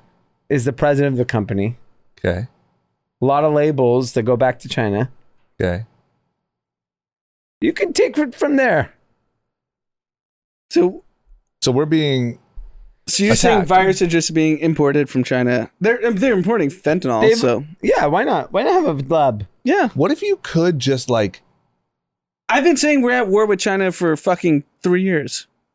But are we doing some shit like this? All I want to know is, are we doing shit like this to them? Because we better have a fucking warehouse full of rats with AIDS in it too over there. Because if this is a one-way attack, I'm pissed. I think not what we have now. I actually have faith. I have faith in the CIA. We're fucking shit up over there. You think we are? I think 100%. I want mosquitoes over there. Have you seen the movies? Everything. I think the movies are hot. I think Barack CIA was fucking shit up over. I don't think Joe Biden CIA is doing anything. No, the CIA is irrelevant. You think we're here? Do you think we have rats over doing work in fucking? Nah. I think the CIA is doing their work. Mosquitoes? I'm not worried. Yeah, I'm good. I don't know. Like, I think it feels to me like we're losing. I think between when I see all this fentanyl and TikTok and fucking rats with COVID, I feel like I'm losing here. I think between Trump and Biden, our CIA has fallen. If any CIA people listening, DM me. I won't say anything. I'll be quiet. I would die to know anything. You gotta know this shit's horrible. Your leadership is horrible. So you think we're soft? I think Barack and George Bush's CIA was hot.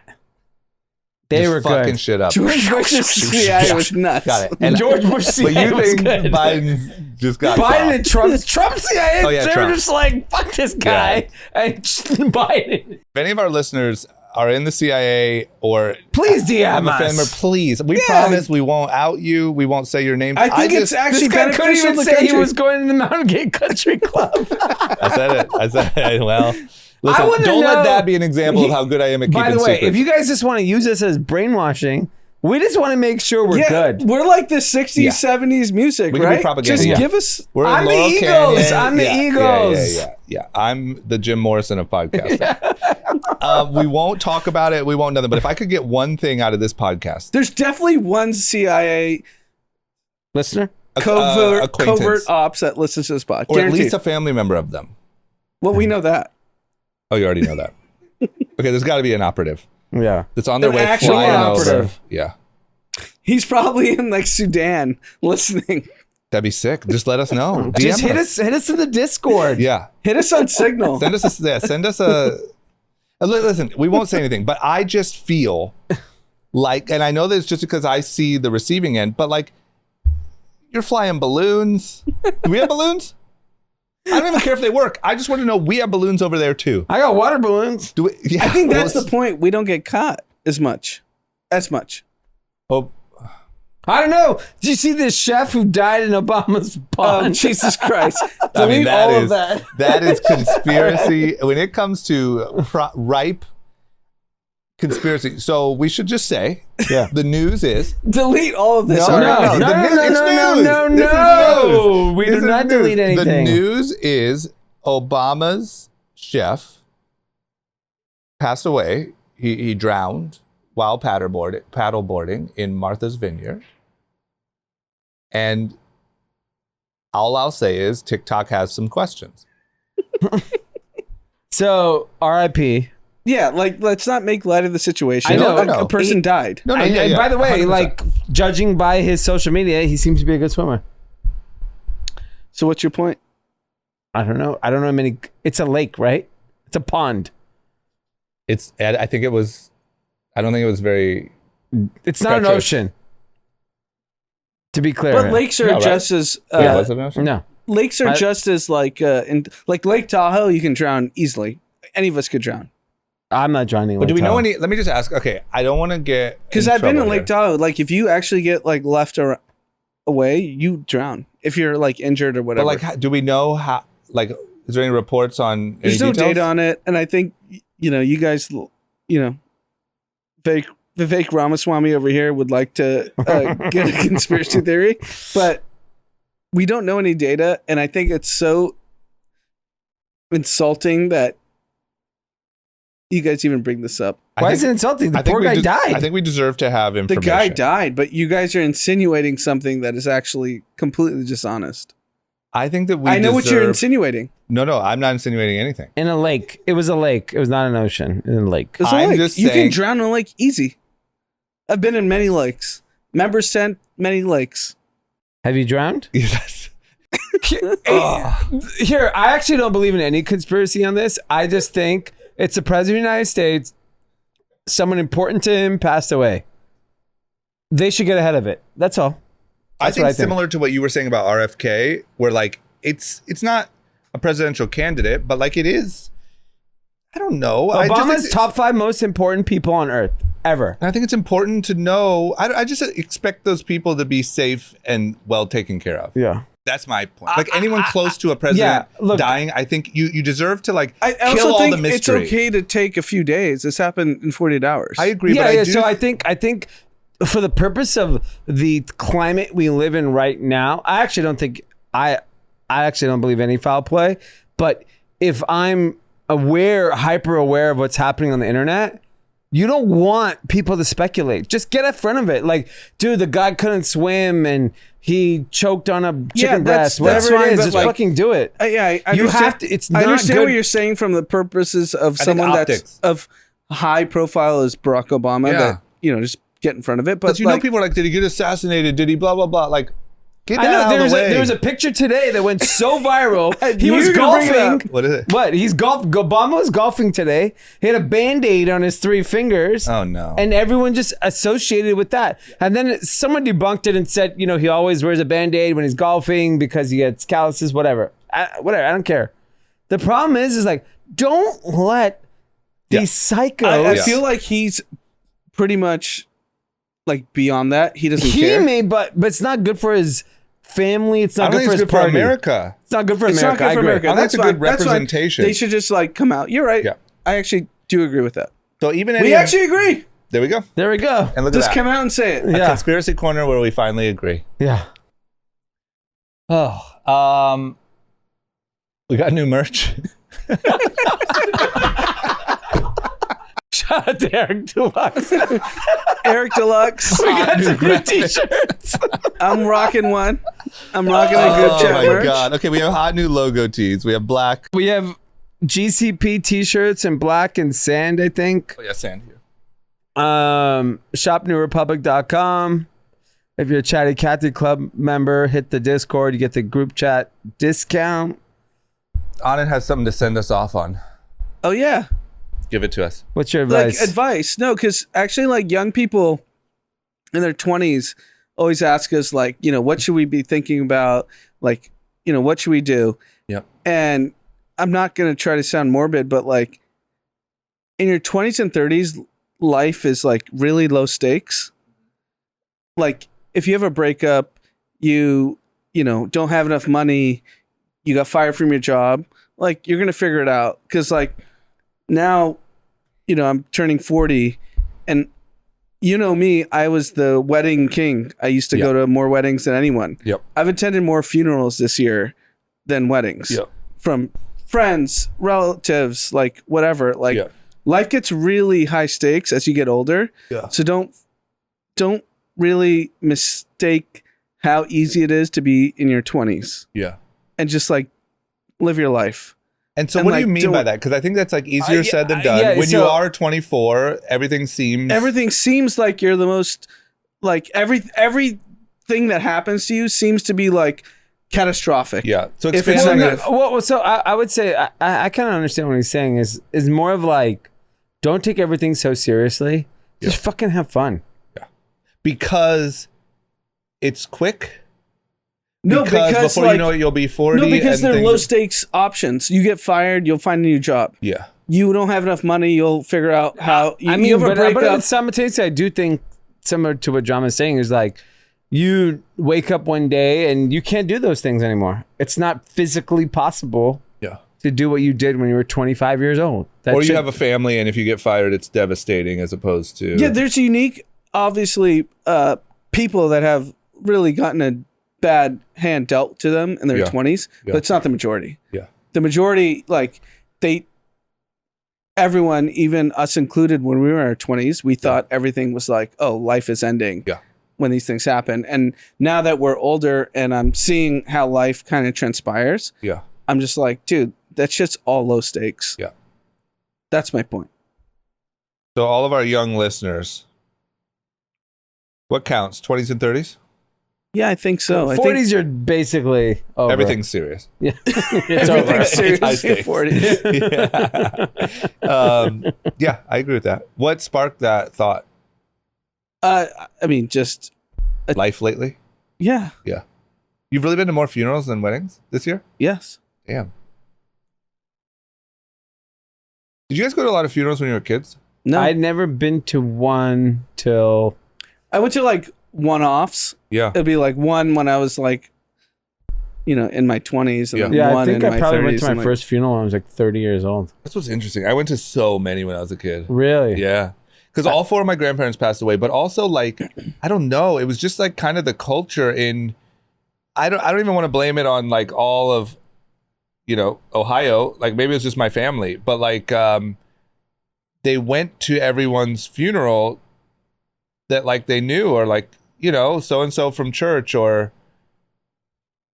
I don't know. I mean, even like when I was really young, I had a great grandma who passed away, but like, I don't even know. I think probably like when I lived in Ohio, probably 12 to 15 funerals, I think.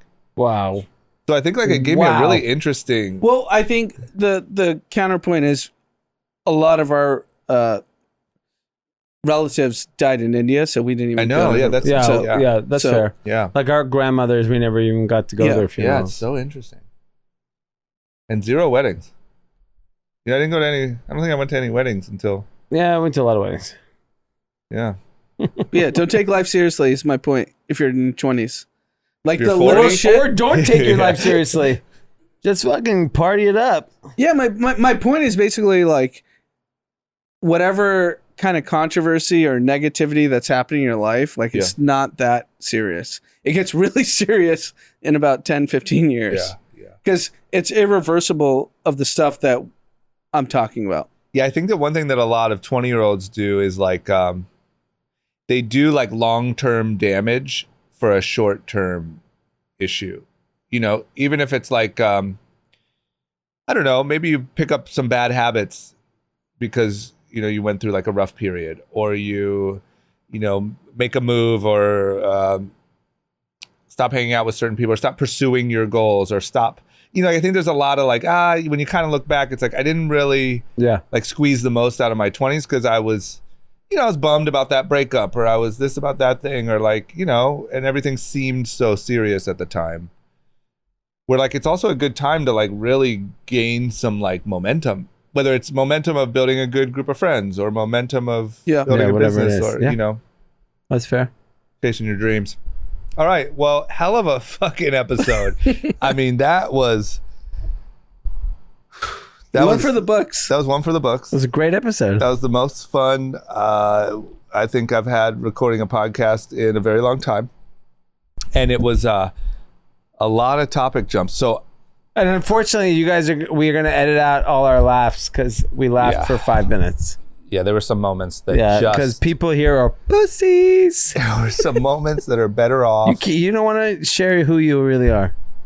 I just think some things are for friends, Yeah. I saw a great meme. Someone getting pulled over by a cop and said like, how many drinks have you had? And he goes, I had a few White Claws. And he goes, I didn't ask if you're a pussy. That's good. Oh, that's good. You can take that same meme and just swap out how many laughs did you edit out of group chat this week. Okay. Thanks for listening. Everyone have a great week. Fuck yeah. We'll be back on Wednesday. Let's go. That's it.